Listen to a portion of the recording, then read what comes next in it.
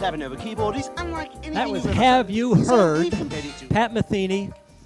I did that, Hugh, because I wasn't sure people knew what a CVP Clavinova was. Have you heard what it is? Right? Wonderful. Thank you so much. What a beautiful performance. Folks, welcome. Welcome to Cunningham Piano. I'm Hugh Sung, and this is Craig Knutson. Hello, Craig. Nice to see you all. Well, you know, we're on opposite coasts. I'm here on the East Coast. And Craig, where are you right now? I'm in Palm Desert, California. I think it's about 101 degrees out there right now. You should come over to our area. It's still nice and cool. We're actually having some nice spring weather here. But anyway, for everybody who's joining us, welcome. I see we're already having a very full room here. Thank you so much for joining us. I think it's going to be a few more minutes before the room really fills up. But this is Cunningham Piano's Finding Your Creativity workshop. It's a little bit of a webinar that Craig and I have put together to explore creativity in these, shall I say, interesting times. And I'm so honored to have Craig join us. And we're going to be focusing on musical creativity. One of the things I've been noticing that's been very interesting is that in this interesting time, more folks are discovering ways to become creative, whether it's learning how to cook at home, learning how to bake bread, that's becoming a hot thing, to developing new hobbies. And we're actually seeing, believe it or not, an explosion of interest in people wanting to learn to make music, wanting to make their own music. And I thought, what better way to explore this than to talk about one of the most amazing instruments that makes creating your own music and exploring your own creativity so wonderfully possible with this Yamaha Clavinova. Craig, I'm wondering if you could give us a little bit of an introduction into what this instrument actually is and what it can do for those of us who are creatively curious. Well, clav means keyboard, nova means new. Yamaha invented the first digital piano, the Clavinova, in 1983. And it was the first manufacturer to do 88 keys, 3 functional pedals, a weighted action.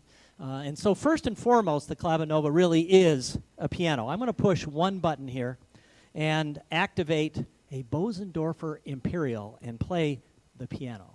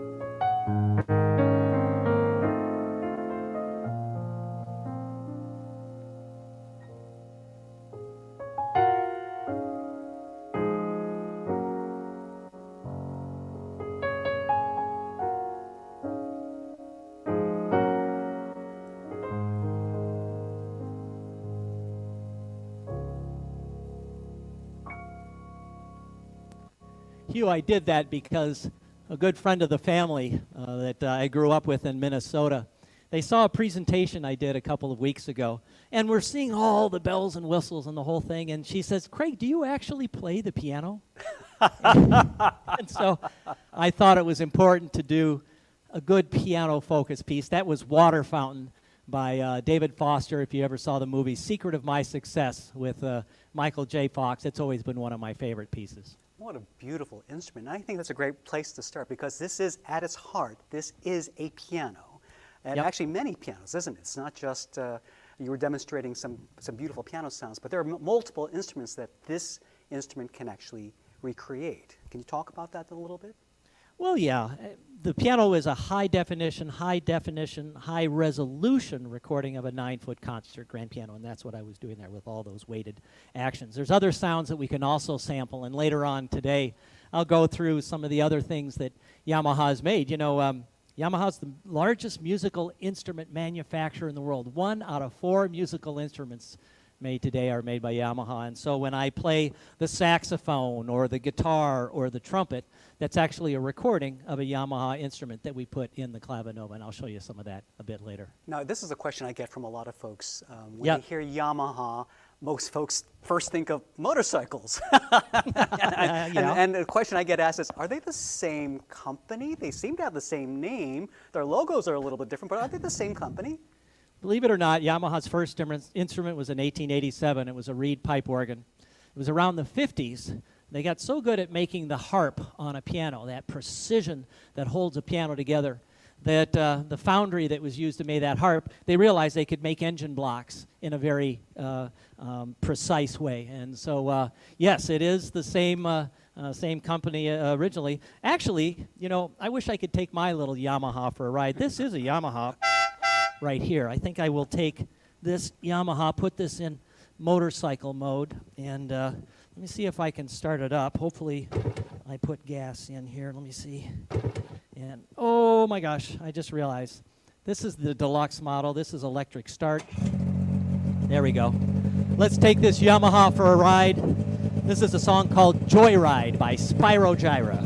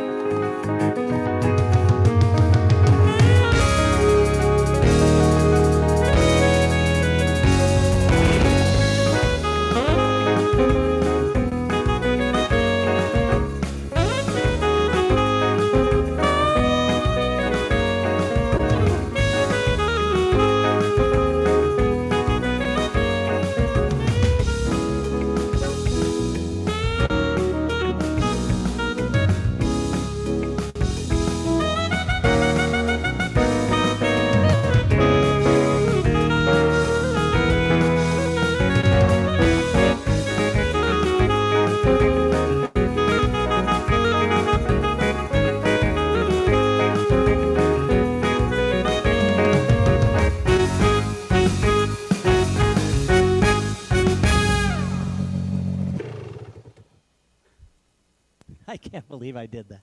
All right. So yes, That it is so the same much company, fun. but let's get it out of motorcycle mode here. You know. So, you know, you're touching on some of the amazing possibilities. We saw that it's a beautiful piano, but so much more. It's also a built-in, I didn't realize it was a built-in motorcycle too. All those sound effects and all the instruments layered together. Yeah. I mean, that's amazing. And I wanted to see if we could unpack some of the magic of how you do these incredible arrangements. Well, one of the things that I thought I might show you is a lot of times when people see me playing along with pre-recorded music, and let's face it, obviously there's pre-recorded music that I'm playing along with, and that's one of the benefits of playing with a Clavinova in the sense that when I was growing up, the only thing I got to play along with was this. Now, but there's a purpose in that. It forces you to count, all right? And in fact, Dennis Van Vactor, a good friend of mine who used to be a district manager for Yamaha, says, you know why kids learn how to count so well in band and orchestra? Do you know the reason, Hugh? I have no idea. What's the reason? Because no one wants to play during the rest. Right? True for orchestras, And too. so he makes the point that when you're playing the piano, it's too easy for you to create your own tempos, basically. But when you play along with pre-recorded music, oh, that's sort of fun. This next piece, however, is something that a gentleman named Philip Kevern and I, for Yamaha many years ago, developed a technology where as I play the piece, instead of me following the background will follow me. Do you want to hear it? Yeah, absolutely. So this is, All right. the piano's actually following, so you're not playing a pre-recorded track that you have to stay in time for.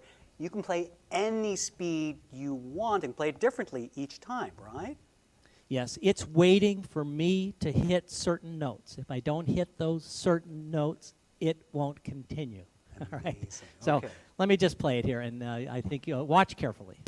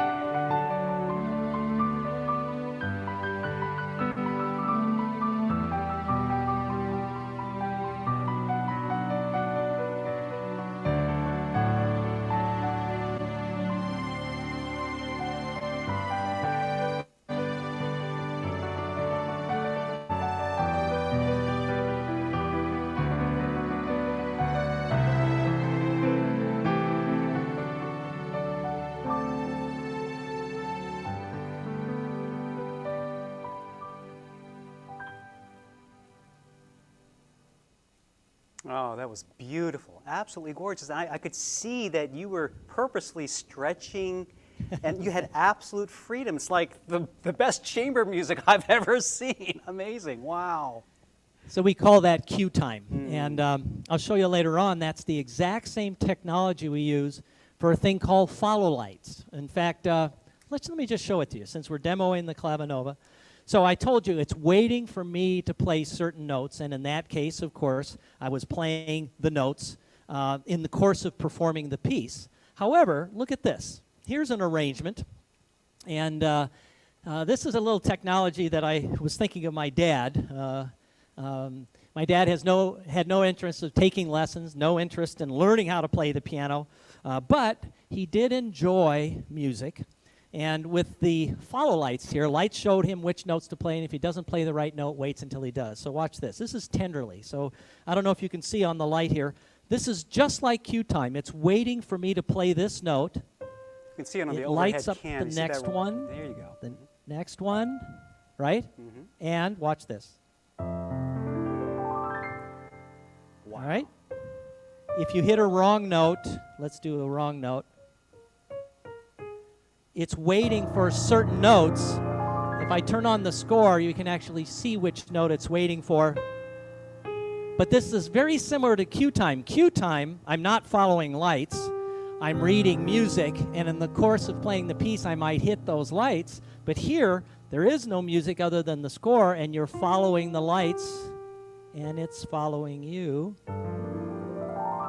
So it's the same technology as cue time, and it's called guide.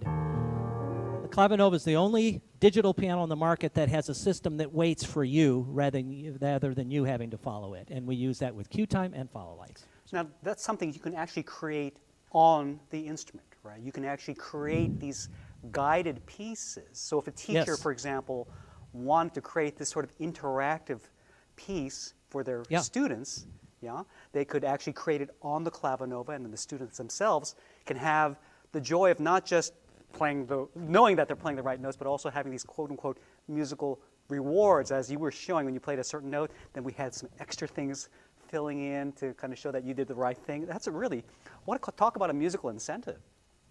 Well, later on when I do the voice demos, when I do Roundabout, for example, you're doing all these things with the guitar. Out of my left eye, I see I've got that little bottom E, and I know when I hit that E, boom, it's going to set off the MIDI file, and I'm playing along with it. So I love the guide function, and the CVP and the CSP are the two Clavinovas that have guide. So. And that's really something that you take advantage of so well. You take this guide function and you create these rich orchestrations that trigger the next set of voices or the next set of music, so that you both have the freedom but also the richness of, so it's kind of like a combination of freeform and pre-recorded tracks working together. Am I describing that correctly? Yeah, it's really sort of funny, Hugh. When I show the guide function to real advanced musicians who may not know too much about the Clavinova, they're more into synthesizers and motif. When they see that feature, they say, "Oh my gosh, that's cool! I wish I could do that." So yes, we've used guide a lot, but you were headed towards something there that maybe the audience might find interesting. How do we create those layered arrangements? Should I go through a quick demo of that? Before we do, we actually had an interesting, I'm just monitoring some of the questions that are coming through. Thank you for everybody that's joining in.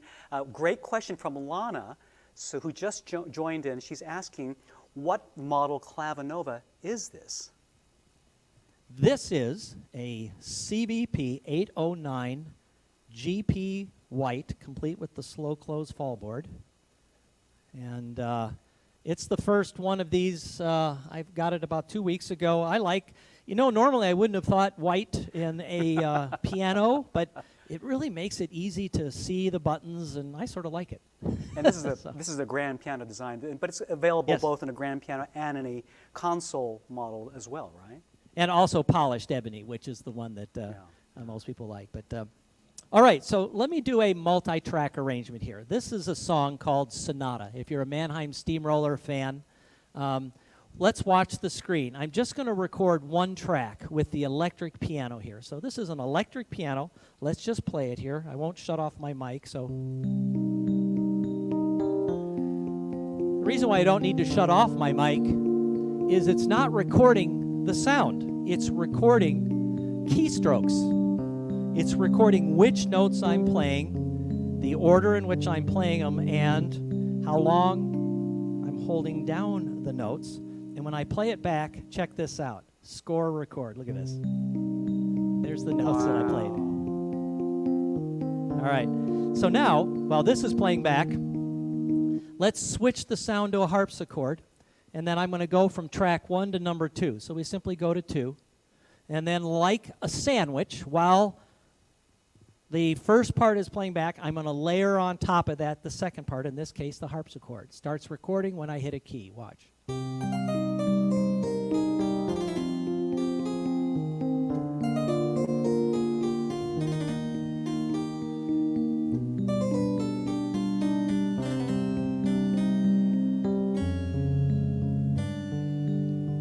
If you make a mistake, no big deal. You just re-record that track. It doesn't hurt the tracks that you've already recorded. Let's go to some strings. I'm going to put in some nice strings here.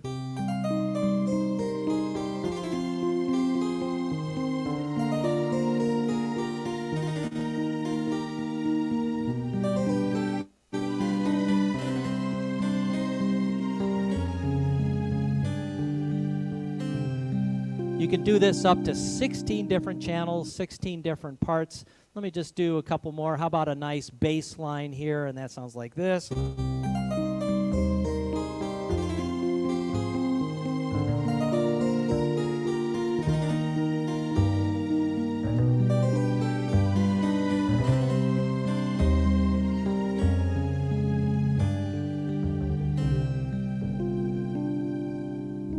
And I think you get the idea. Oh, let me just add a little bit of percussion. This is sort of cool because I've got like a high cymbal crash, hi-hats.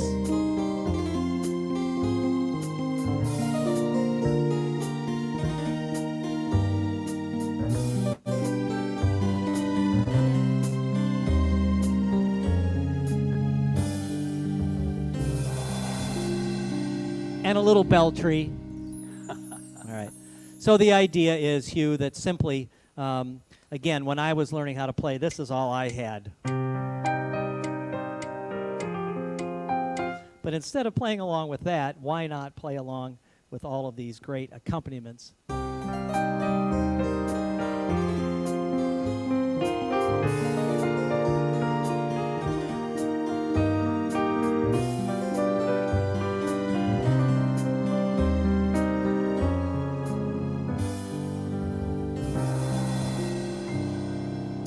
I told Jackson Berkey, who's the piano player for Mannheim Steamroller, he said, Jackson, I always play sonata when I do my multi-tracking demo. And he said, because it's such a beautiful song. And I said, well, it is a beautiful song. It's just that it's the only song I can talk and play at the same time. You know, I'm thinking so much of all the buttons and all the functions you have, and I know some folks may be thinking, well, I just want to play a piano, but I don't know if folks know me. Folks who know me know that I love food. I love great restaurants, and so I'm suffering a little bit with the restaurant closures that are happening, but I'm trying to do my part with some takeout. But I love to travel, I love good food, and I love to cook. And one of the things that I find so helpful in expressing myself creatively in the kitchen is to have lots of spices, have all my knives and tools, and that gives me, and of course all the ingredients. The more things I have to work with, the more options I have to really create new dishes, take some recipes, but then modify them a little bit. And every time I kind of travel someplace to somebody else's home, like a family member, they don't have the spices that I have. I feel myself so limited because I can't make the things that I want to make. And this Clavinova, this CVP 809 GP, really gets me thinking, but this is like the ultimate kitchen with all the tools, all the ingredients, all the spices that you could really mix and create your own music. It's really quite remarkable, as well as play things that you already know and love. Well, and you know, you're exactly right. That's one reason why we've got so many different types of voices. You know, I think I heard at one point Andrew Lloyd Webber owned 27 Clavinovas. In fact, recently, if you see him in YouTube videos, he's playing with the Clavinova. And I think he uses it a lot because it's a great way for him to try out a lot of those spices. Instead of going to the piano part and say, this is what the flutes do, and then this is what the strings will do, he can actually play it with the flutes, and he can actually play it with the strings. And yet, an advanced musician such as himself, then I have no problem then showing this to people who don't know how to play, like Follow Lights and Kooky Karaoke, and the styles and accompaniments, which, so it's a very versatile instrument in that sense. I'm wondering if we could talk a little bit about some of the backgrounds that you create and how that all works. I mean, there's a lot I want to unpack. Okay. Well, I'm glad you asked for that because this is something that I've been working on. Okay, I thought, what kind of piece should I learn as we come out of this quarantine that we've been involved in, and as we pick up the pieces, so to speak. And then I thought, I know that song. So watch this. This is I realized it was a good demonstration of what a style is. Verbally, a style is you play the melody here, and whatever chords you play in the left hand, it'll add a band and accompaniment based upon the chords that you play in the left hand. But sometimes that is still hard for people to understand when they see and they don't understand what I'm doing live and what the style is doing. So watch this. Pick up the pieces, all right? I've got the melody here. I split the keyboard, put a little guitar here. So if you put it together,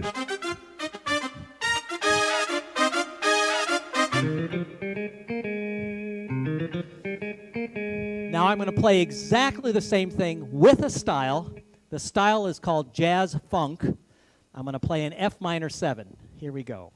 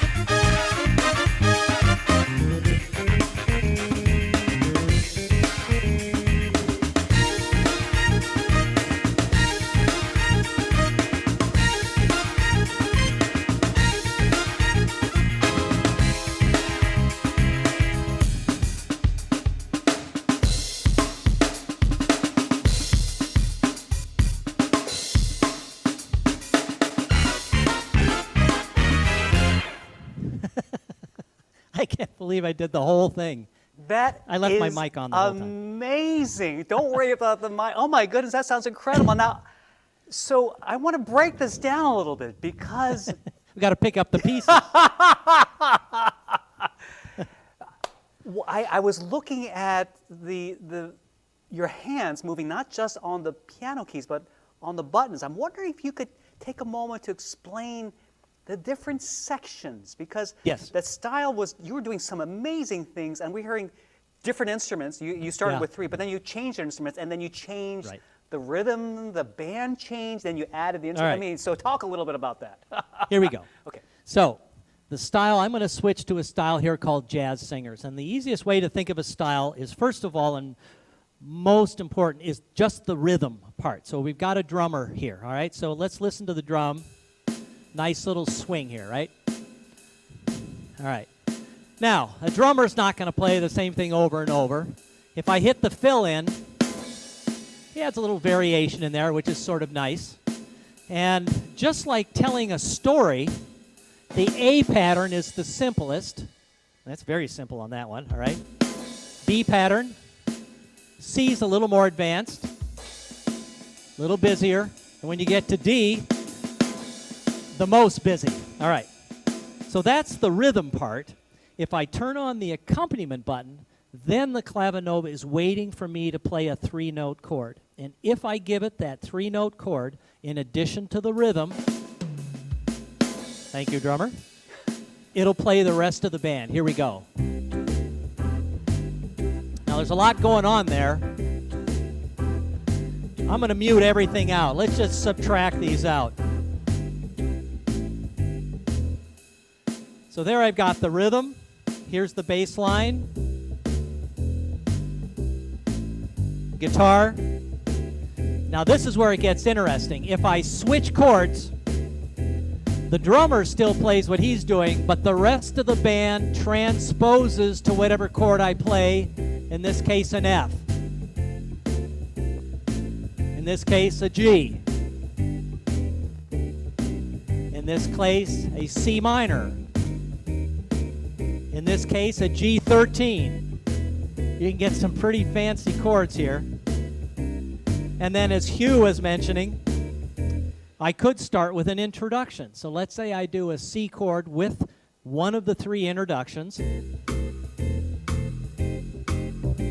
Add everything in. 8-measure intro.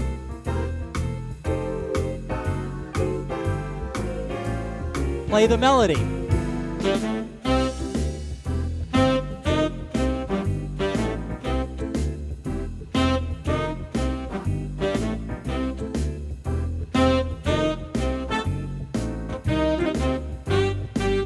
Fill in.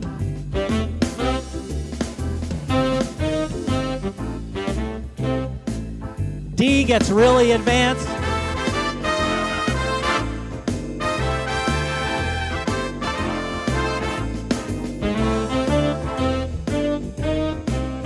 Ending.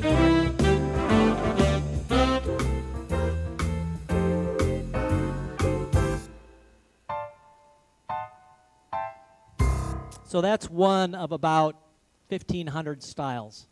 That select. is Go ahead. amazing. Oh my goodness. Thank you for breaking that down. I think this is one of those things that most people don't realize. As you say, it's like a storybook approach to creating your own song. You were just making whatever you wanted up, right? It's kind of a combination of these styles that give you kind of a skeleton to work on, and you could do whatever you want and yet have different variations of a beginning, different variations of the body of the story, and different variations of the ending. It's brilliant. It's really sort of a good way of looking at it, in the sense that, Hugh, you brought up an interesting point. The very first song I played, I'm playing along with pre-recorded music. Here, I'm creating the music in real time. If I suddenly want to play an F chord and then go to the bridge and play that 4 times, you can do that. And so that is why when we talk about style play, it's really sort of more live performance instead of everything being pre-recorded. Now, of course, those individual sections are recordings by fantastic musicians, Check this out. This is a new style that just came out on the CVP 800 series. The style itself is called Gunslinger. I wonder what... Now watch this. I'm going to play a D minor. Here we go.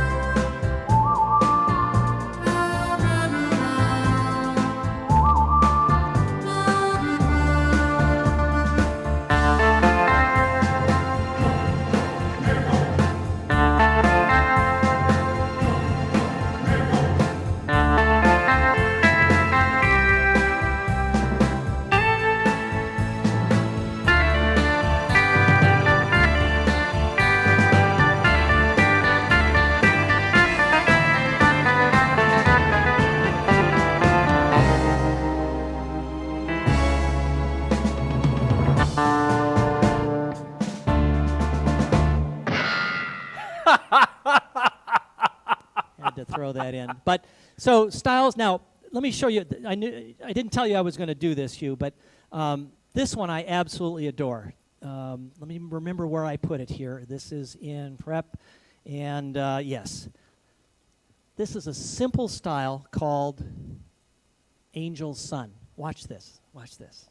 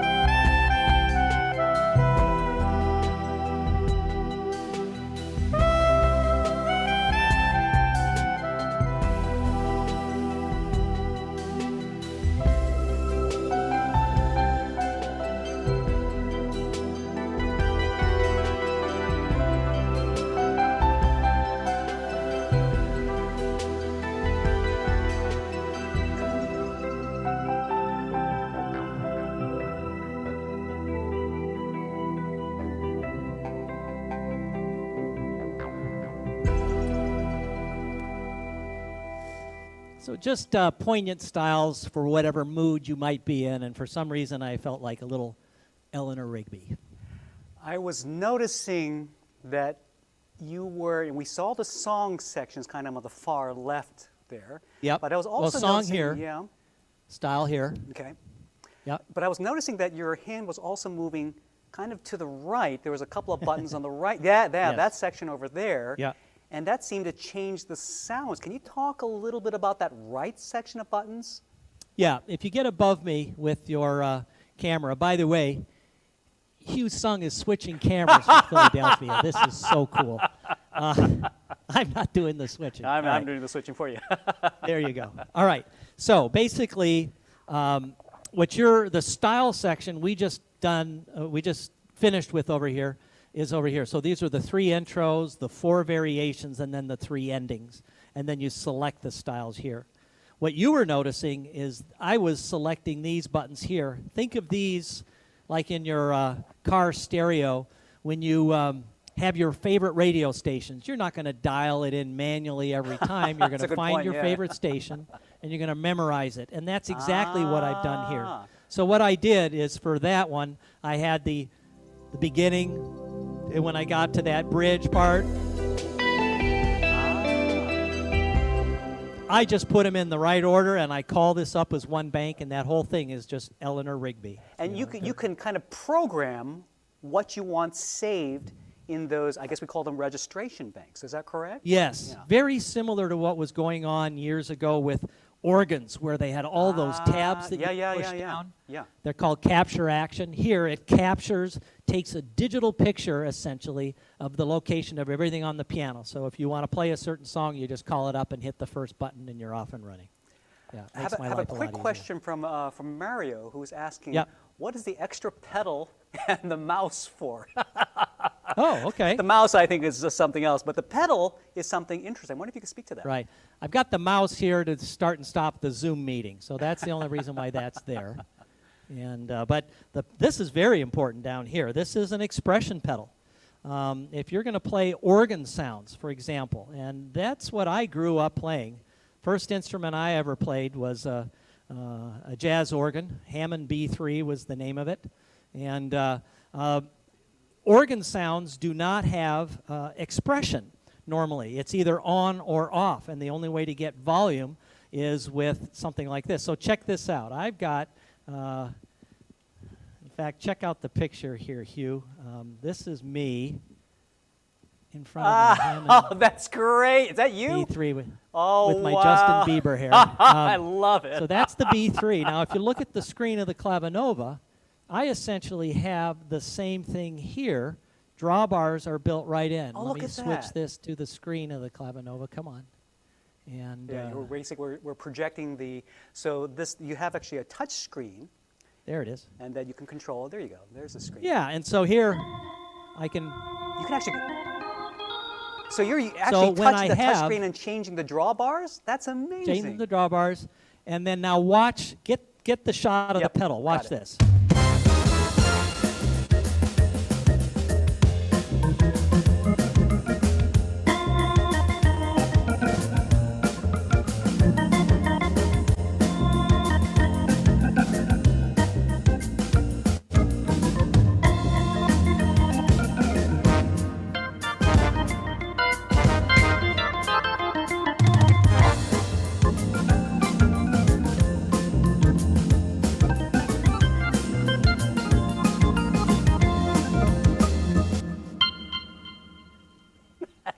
Can you do me a favor? Can you just take the organ sound, because your foot was moving so fast, can you just demonstrate really slowly what that pedal's actually doing?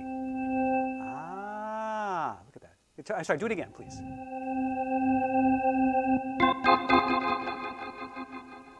So it's actually changing the volume. Oh, that is so cool. Wow. Wow, neat.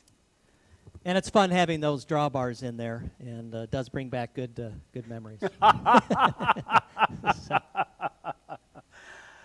So I'm wondering if, boy, we've covered so much ground. I'm wondering if perhaps we can talk a little bit about some other things that are fun for folks. Okay, you've talked through some pretty advanced things. Yep. And I think most musicians, if they have an open mind and have a sandbox mentality, it's like there is so much to play with. At the same time, I think it can be a lot for somebody who is looking for their first instrument, and right. That's a lot to do. Even though the instrument can do a lot for you, can we talk about some of the things that help people who don't really play the piano? How can this inspire their creativity? All right. Well, as you were saying that, I was sort of doing a little wiring behind the scenes here. And I've got a little surprise for you. And again, this is another example where Hugh has no idea what I've cooked up to do here. Apps. If you look carefully on that instrument behind my shoulder, you'll notice there's an iPad sitting over there. There you go. Okay? And I've just opened up an app here called Piano 3D. Okay? Oh. And what's fun about this app is I can actually play this player piano essentially from this keyboard. So watch this. If I play, notice the keys are moving on that player piano. Can you see that? That is so cool. Oh my goodness, wow. Okay. Even the pedal moves. If I push the pedal down. So that is, your All right. Clavinova is connected to the app, which is controlling those animations? Yes. Wow. That's simply a thing called MIDI. And I've got a little Bluetooth MIDI adapter that Yamaha makes that's sending MIDI to that iPad wirelessly. So here's what we're going to do. I'm going to play an arrangement of, I'm going to play a duet with Liberace. My family friends from Minnesota were the Hawkins, and they had a player piano there. And in that player piano, they had Liberace playing T for two. And to this day, it's the greatest arrangement because he goes from melody to melody and all over the place. Well, I've programmed this now so that Liberace is going to play that. And look at this app. I can go into what is called auto camera mode, and it'll fly around while Liberace is playing that piano while I play this piano with some different sounds. Here we go.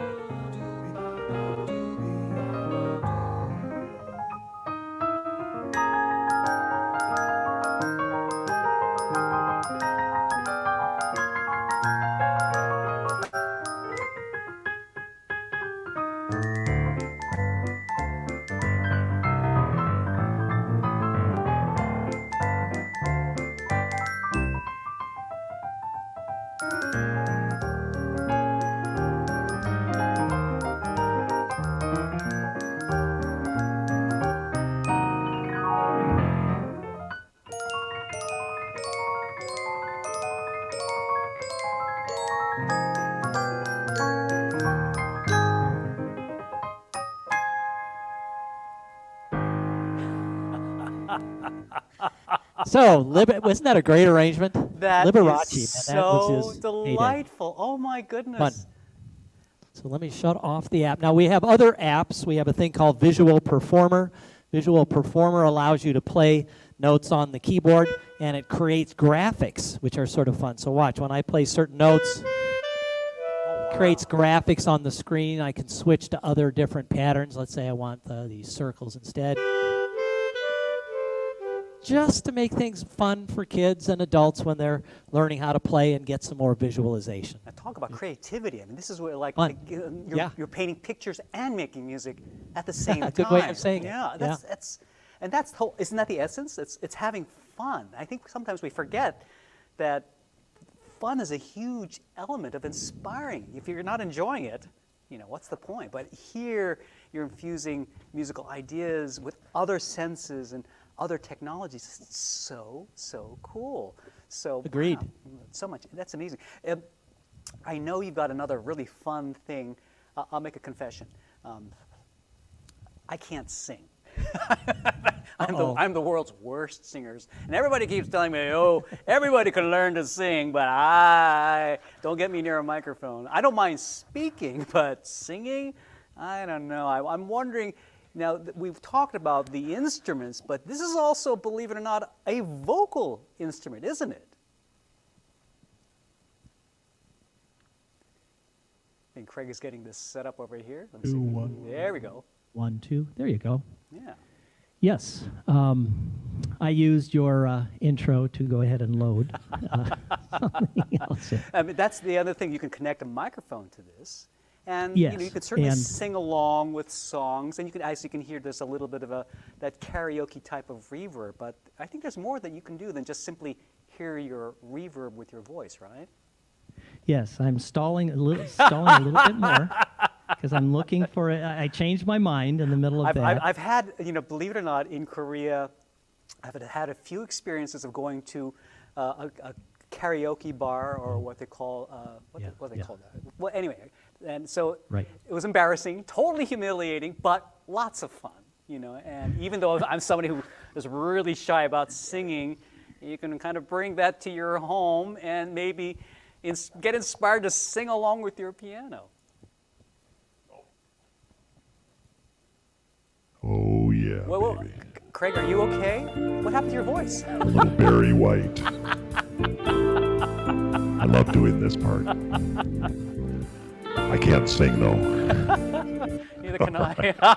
That's amazing. Can you actually change your So- voice, too? Okay, so let me explain sort of what's going on Yeah. here. There's different, basically different things we can do with the pitch correction. We can add vibrato. We can harmonize with our own voice, and we can even put the lyrics up on the screen here. So let me find, this is probably the best way to sort of describe it here. Puff the Magic Dragon, all right, so we all know this. And I'm going to shut off the pitch correction the first time through here, so watch this. Start the file. If I were to sing poorly here, it would sort of sound like this. Puff Sound the like me. magic dragon. That's me. Watch what it does right now. Oh. Puff the magic dragon lives by the sea and frolicked in the autumn mist in a land called Honolulu. Little paper, love that rascal Puff. Strings and sealing wax. Here comes 4-part harmony.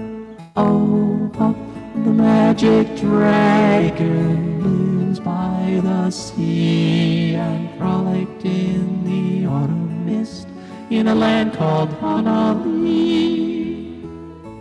So that's the part that's sort of fun. It added the vibrato, it corrected my pitch, it added harmony, so it's crazy. That is, now That I want to sing. If it can make me sound that good. That's amazing. Oh my goodness. Wow. I think that's So- part of why I love this instrument. It's something that beginners can dive into and discover that music is, as we professional musicians know, it is so much fun. But it's deep enough that you can really explore the full range of orchestrations and harmonic layering and compositions. In fact, I'm in the process of an interesting project right now of creating an online piano orchestra. We've got hundreds of, I think about 170, 180 people signed up so far, and I think still more people are going to sign up, but we're doing a mashup of Disney's Mulan theme with Claude Debussy, and I actually used this Clavinova CVP to help me construct the parts to teach everybody their various parts. I couldn't have done this on any other instrument. This Clavinova CVP was such a vital tool for me to construct the concept, the idea, and to disseminate the different parts and to test them out, like Andrew Lloyd Webber does, to test out to see if these things would actually work. This is the perfect performance and testing, a laboratory all rolled into one. Well, Hugh, you know, we are getting to the point where Andrea Bocelli wanted to point out that we're sort of running out of time and getting close to the end, that it's almost time to say goodbye. Horizons are never far. would I have to find them. Without your light on my own, with you, I will go. Couldn't resist doing that. Hopefully that came across. I put on the headphones here because sometimes when I'm singing, it comes back into the mic, and that way it sort of mutes it. So, so why don't we answer some more questions, and I'm going to reset here. Sure. So I'm just kind of looking through. Does anybody? I want to thank everybody for participating. Everybody who's joined in. Does anybody have any questions? I can see the chat window over here on my monitor. I really appreciate everybody joining in, and got a lot of comments. Oh my goodness. I'm going to just shout out to my team right now. I know my team is helping me kind of curate some of the comments. Are there any questions that you can forward over to me? I know one of the things that I'm just kind of see if I can scroll through this. So the pedal that you're using to change the volume, what is that pedal called? FC7, Foot Controller 7, made by Yamaha. FC7. And highly recommend it. If a lot of times Clavinovas are going into churches to replace the dilapidated piano and quite often the organ at the same time. Well, by getting a Clavinova with the pedal, the organist can feel a little more comfortable because they're operating it like an organ for the organ pieces and then like a piano for the piano pieces. I'm wondering if you could answer a question about MIDI. And what exactly is MIDI, and how can you use that to connect to other apps or other programs from the Well, Clavinova? okay, absolutely. Watch this. MIDI stands for Musical Instrument Digital Interface, and I think the easiest way to think of MIDI is that instead of recording the sound, you're recording the keystrokes. And there's a benefit to that. Watch this. I'm going to record something and I'm going to make a mistake. All right, everyone hear the mistake? Okay, since I didn't record that in audio, I recorded it in MIDI, I can actually tell the Clavinova, fix that mistake. Take that C sharp, bring it down a half step, and then play it back. Okay, so let me save that file because I do have to save it as a new song. Okay, so what I do is I just go in. There's a little app built into the Clavinova, Song Creator, and so I'm literally going to go in and select that, and look at this. This is how a Clavinova sees music, and there's the C. If I hit the down arrow, it just plays them. There's the mistake. I can see it clearly. I could fix it by hitting plus or minus, but instead it's easier just to do this. It replaced it with the correct note. Now watch this. Plays it back. Wow. That is the easiest way to think of MIDI, because MIDI is a recording of the keystrokes, not a recording of the sound, so that you can, it's sort of like word processing for music is really a good way of looking at it. Type out the word processor, or as my friends at Yamaha say, what's a word processor, Craig? I guess that's We've got another great question. So Mario is asking, how were the Bösendorfer and other pianos sampled, and are these accurate? I wonder if you could speak to very carefully. No, we literally take the piano, the Bösendorfer Imperial, the Yamaha CFX, the most recorded piano in history, the C7, take it into a recording studio, tune it perfectly, regulate it perfectly, then you set up these microphones in perfect locations. In certain points, too, we actually use a microphone in the shape of a human head. It's called binaural sampling, where the ears have the microphones. So they set that microphone in front of the piano, play all of those notes. The reason why that shape of the head is important is because when you play notes over here, that sound hits this ear very slightly before this one, and you're quite spatially aware. When you play this thing with headphones, you would swear that you don't have headphones on, that you're hearing the piano. A lot of times people will play, they'll take off the headphones and say, "Can you hear that?" You know, and so that's how we sample it. We record it under perfect conditions, perfectly tuned, perfectly regulated, stored on a chip, so when you play it, it never needs to be tuned. Sort of nice. Got another interesting question from Michael, who says, I assume the Yamaha Smart Pianist app works with the CVP, but it's kind of unnecessary because of the touch screen. I'm wondering if you could talk to that, because of course there are many different kinds of Clavinovas, a CVP, and of course we have the Smart Pianist app. Can you talk about the differences? First of all, what is the Smart Pianist app, and what is it in relationship to the CVP? Yeah. Okay, so first of all, very good observation. The Smart Pianist app is something that was invented originally with the CSP Clavinova, and its really cool feature were two things, and that was as follows. First of all, the CSP was a Clavinova that had no buttons on it, 0 buttons. So you operated at 100% with the interface, and his point is valid. This is part of what you're paying for with a CVP, is I've got a nice button dedicated to everything. Look how many steps I need to go through to get to record. Boom, because there's a button here labeled record. Look how many steps I need to go through to get the start button on the style section. Boom, because there's a button dedicated to it. So to be fair, on the one hand, the app is really appealing to people because they say, hey, I know how to operate that because I know how to operate an iPad. So you're right, we do make the Smart Pianist app for this instrument, and you're right, we've already got the buttons, so the selection features of the app are not active on the CVP, but the #1 feature that is available on here is a thing called audio to score, and it is compatible with the CVP. So watch this. I'm going to play Adele here, and I'm going to play this song that she played, what was it? Hello, okay? So this just is the first one that came up here. Hello, nice to see you, Adele. I'm loading the file, okay? And when I play this file, she's going to start singing here, all right? And what this app does is it evaluates the audio, and from nothing but the audio, it gives you a chord chart for this song. And this is the thing that people are anxious to do. I've got to turn up the volume on my TV because the volume is going over there. So let me see if I understand this correctly.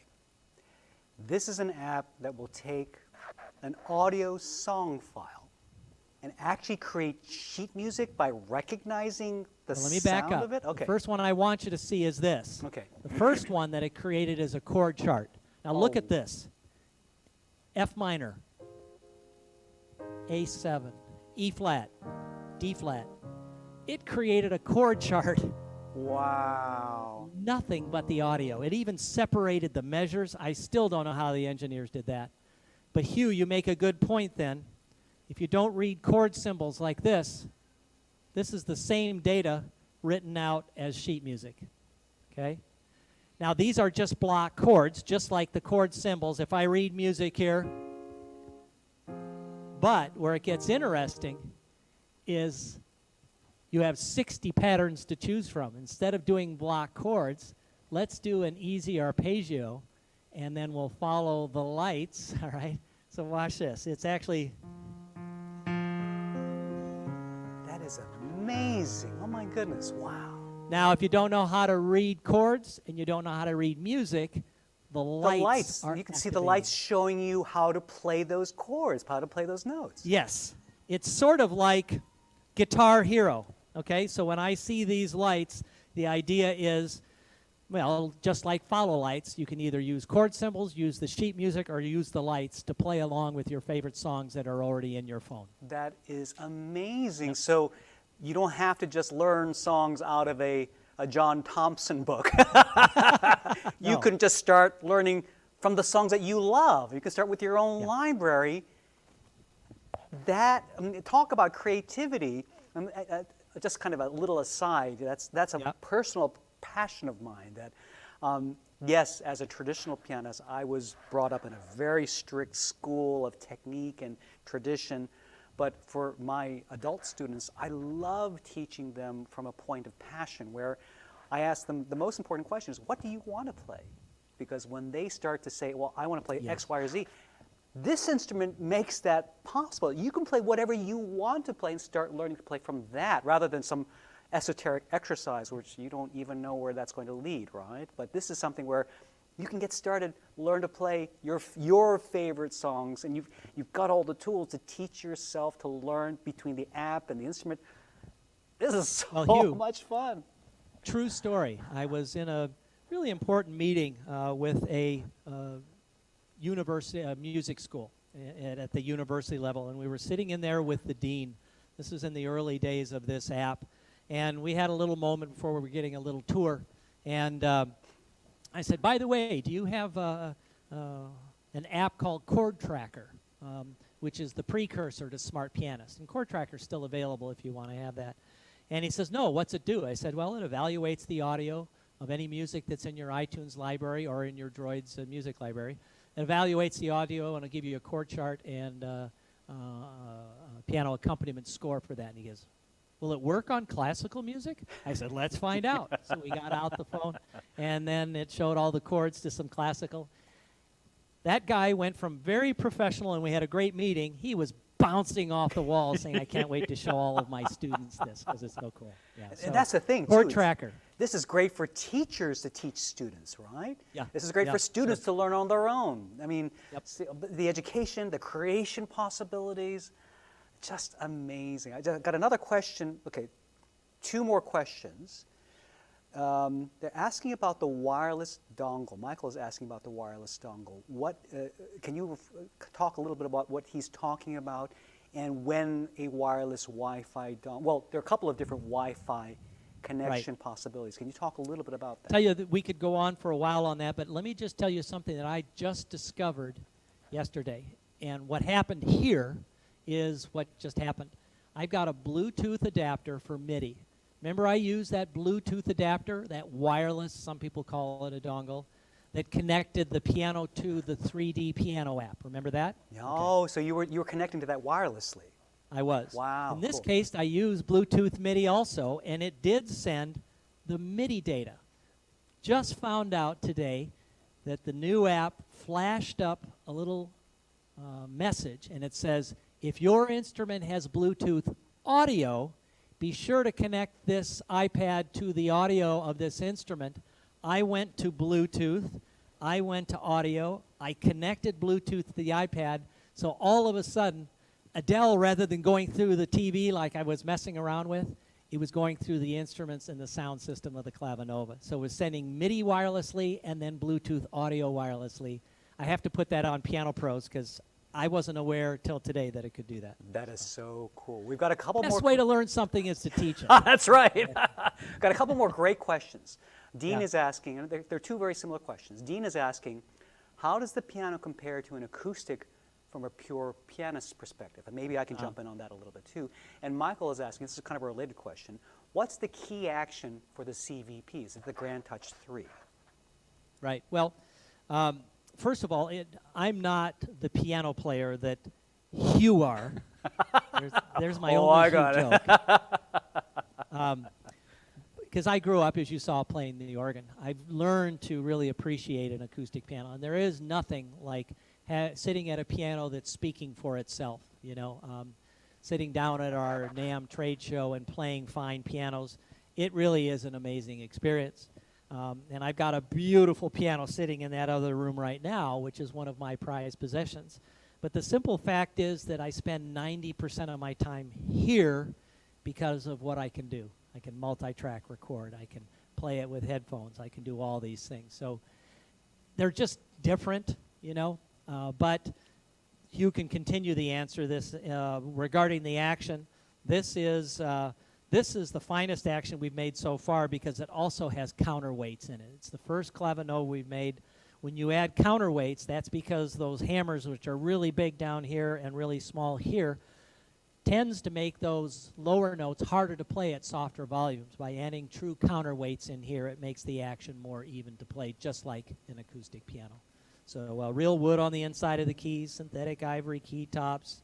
My brain, I don't make a different process when I sit and play this versus an acoustic piano for my brain. I don't play them differently.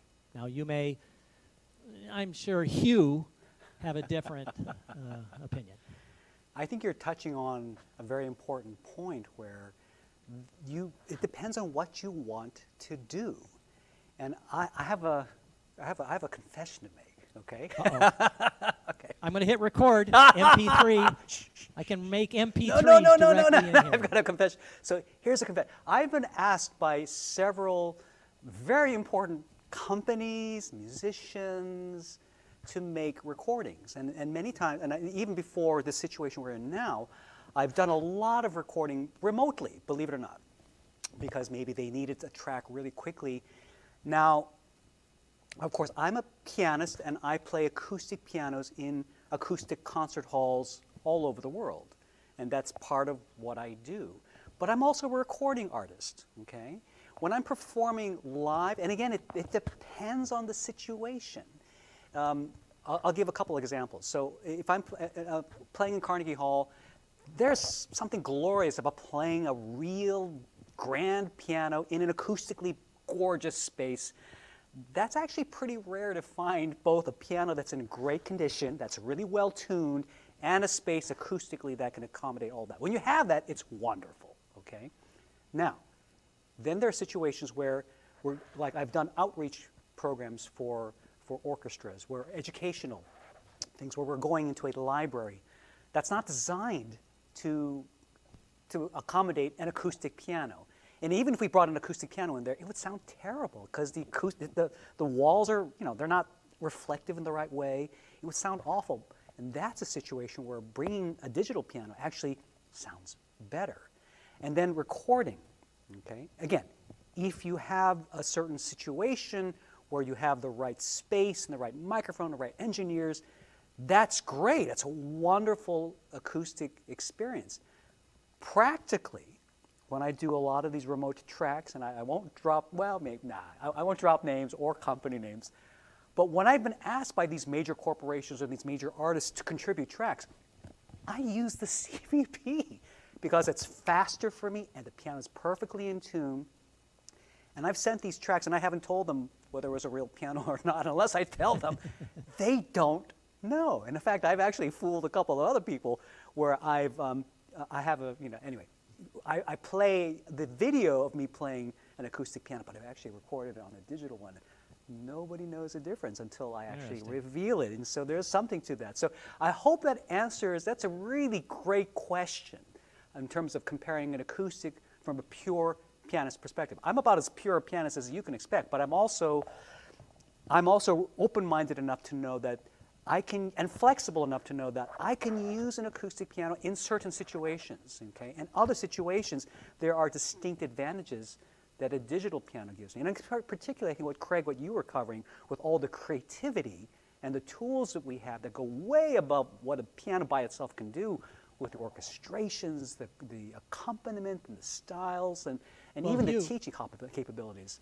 You bring up an interesting point. Piano teachers, for years, I've done hundreds of piano teacher seminars.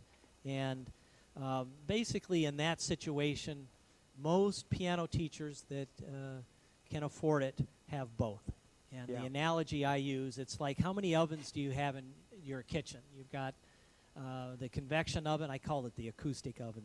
The convection oven, and then you've got the microwave. And they're both very useful, and piano teachers find the same thing. They'll teach certain principles on the acoustic, and then they'll bounce over to the digital. And so they're just not mutually exclusive if it can be afforded under the right conditions. I think that's a great illustration. Yeah, I mean, there are times when you want to build that fire by hand, get the real charcoal wood, and get that grill going. That's great, for certain meals. But in other times, you know, that I have a June oven, which is a high-tech oven, but I use that about 90% of the time because I can't smoke up my condo, you know. But So watch yeah, this. okay. You can't do this. I can't do this on my acoustic piano.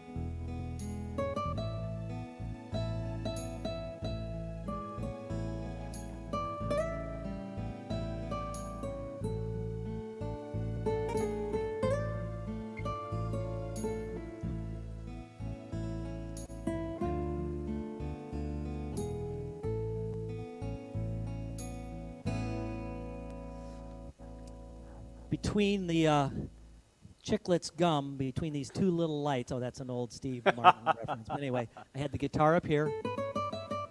I had the strings on memory here. And then I was playing the chords below the bottom light. Anyway, just a lot of fun. Oh, that is amazing. So, but those are great, great questions. And I think that's something that I encourage all pianists to open up their minds, and all people who are even looking for their first piano to realize there's so much out there. When you have an instrument like the CVP 800 series Clavinova, you really open up possibilities. It's like cooking with a full kitchen. You know, rather than having to start with a couple sticks and learn to build your own fire like a good Kemper. Hugh, I'm out here in California, and you keep mentioning food analogies, and I'm starting to get hungry. I'm getting hungry probably too. had I dinner. think I think, yeah, bread, love it. Yes, we all love bread too. Okay, great questions. Everybody, thank you so much for And I participating. played bread. You're right. That's funny. Is there a piece that you'd like to kind of close our program off with, Craig? Well, yeah, there is. When I was at Northwestern, I played in the jazz ensemble. And, of course, like every dutiful jazz musician, I learned how to play Take 5. Actually, And before you start playing, Yep. I almost forgot to mention, even though we're closing, I want to thank everybody for participating in this workshop. A recording of this will be made available on our website, so be sure to subscribe so that we can let you know when that's available. Also, for those of you who would like more information than what we've given here, there's a lot we could go on. We could go for hours on just talking about the creative possibilities with this instrument. But if you would like to have a one-on-one session with me and with Craig, we're actually doing something very, very special. Craig is going to make himself available tomorrow for a free private consultation, and I'm going to make myself available as well. And the way we're going to do this is with what we call a virtual visit. What you can do is go to cunninghampiano.com and /virtual visit, cunninghampiano.com /virtual visit. There's actually a calendar thing, and look for the King of Prussia location there. But you know, actually, we have two calendars, one in King of Prussia, one in Cherry Hill. You can choose whatever one you want, and we'll coordinate our staff, either myself here in King of Prussia, or we get somebody else in Cherry Hill if that's more convenient for you. And we'll coordinate with one of the staff members, myself, and Craig, so that we can all join in on a video conference call, very much like what we're doing here live, and so that you can ask any questions you have, get a personal tutorial on the instruments. If you're interested in any of them, we do have some of these in stock. And so, Craig, I want to thank you so much for making yourself available tomorrow for anybody that would like to virtually visit us. How cool is that? I'm looking forward to it. You can either visit with me or Hugh. Oh, you love pushing that one. All right, so this last one is, we all know Take 5, but when I was studying this at Northwestern, I just was experimenting with obviously 5/4 time, but on the bridge I went into 1/6/4 measure.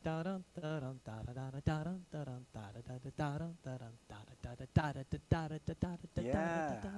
So as you listen to it, see if you can hear. So I call this song Take 5 or 6, and hope you enjoy it. And let's go from here.